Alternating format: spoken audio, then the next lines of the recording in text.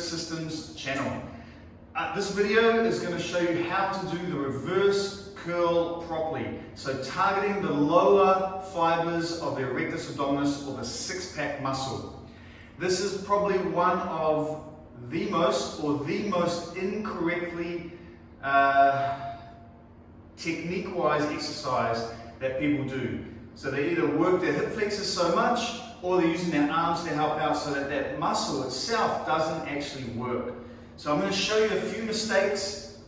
First, the common mistakes, just so that you can avoid these.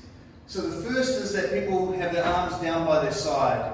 So you'll see when they lift, the amount of work that their arms do, it's all pushing through here. You can see what's happening to the posture. I'm rolling my shoulders, my head's coming forward, and trying to come up, and my abs aren't doing anything. It's all this pushing and bad posture. It just contradicts everything we're trying to do. So we actually want to open the chest with most exercises, whereas this is just causing you to, well, not use your abs and make your posture worse.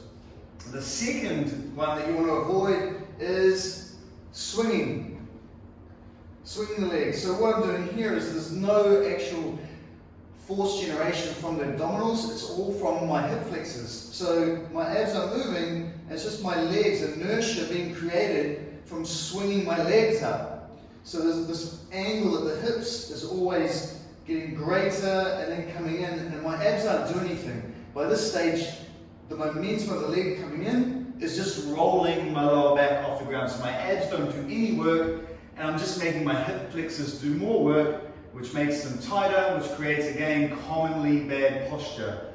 The third, and probably the most important, is this is not a back extension. And this is what a lot of people do. So they'll pull the legs back and they extend. Well, my abs aren't doing anything there. All I'm doing here is extending my back. So I'm just pulling back, abs are supposed to do their work, and I'm pushing up. That's these muscles here extending my body, not an abdominal exercise. So just turn the reverse curl into a back extension. Those are the three main technique problems that people do with this exercise. And I've looked at hundreds of exercises on YouTube and none of them are showing you properly. So I'm going to now show you the right way. So we want to correct the three main problems. So that means take away the arms. So you either want to have your arms up tall, so they're out of the way pushing, or open and behind the head. So at least then you're opening out the shoulders, opening out the chest, and you can squeeze the hands back to strengthen the muscles in the posterior shoulder to help with your posture. With that, you can also support the head.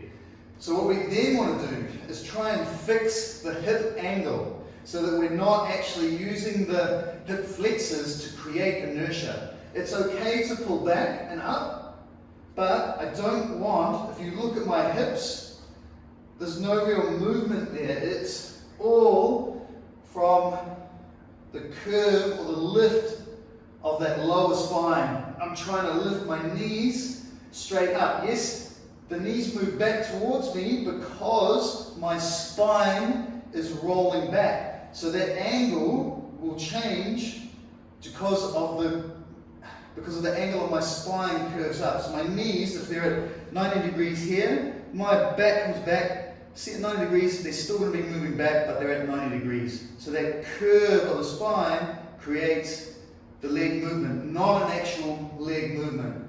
So from there, it's a very small movement. I'm only wanting to clear the lower part of my spine off the ground. And I'm really focusing on hollowing out my stomach. So I'm drawing in the abdominals, trying to create an abdominal hollow. If your stomach pops up when you do a crunch, that means your abdominals are not working properly. So you need to regress your exercises to be able to control the inner unit. So through this, I want to be able to hollow my abdomen and then roll the hips and lower back off the ground. And this really isolates the lower fibers of the rectus abdominis. That is the correct way to get the most benefit for your lower six-pack or the lower fibers of the rectus abdominis in a reverse curl exercise. I hope you enjoyed this. We've got plenty more exercises in our exercise library. Please check them out. Like this if you like this video, if you enjoyed the instruction, subscribe to the channel, and hopefully we'll see you again soon. Have a great day.